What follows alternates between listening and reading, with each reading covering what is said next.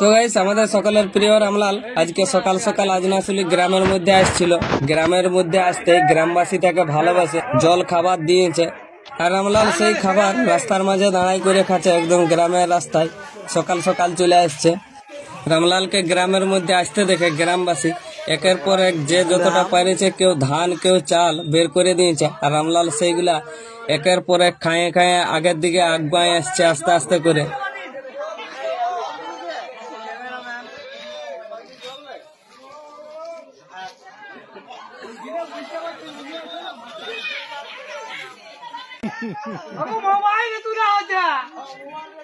তো রামলালকে ওইখানটায় গামলাই করে ধান দিয়েছে, সেই ধান গুলা এখন রামলাল খাচ্ছে।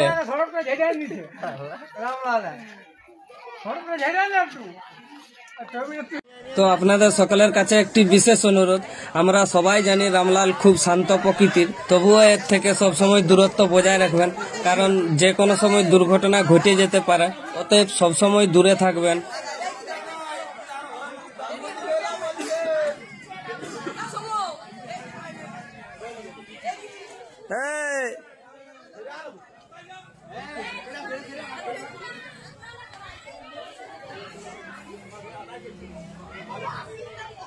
তো রামলালকে গামলাটায় ধান দিয়েছিল, কিছু গিলা ধান ওইখানে দাঁড়ায় দাঁড়ায় খাইলো।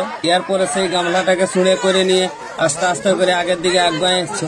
ওই জায়গাটা একটু সরু ছিল, সেই জন্য মনে হয় রামলাল ওই জায়গা থেকে সরে আলো আগের দিকে। এই জায়গাটা খুব ফাঁকা আছে, চওড়া আছে।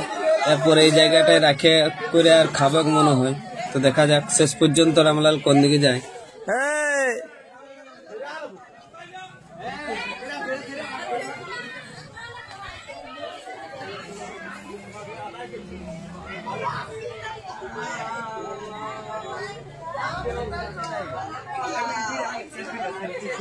রাজকীয় স্টাইলে পায়ের উপর পায়ে বেজ দিয়ে রামলাল ধান খাচ্ছে গামলার থেকে।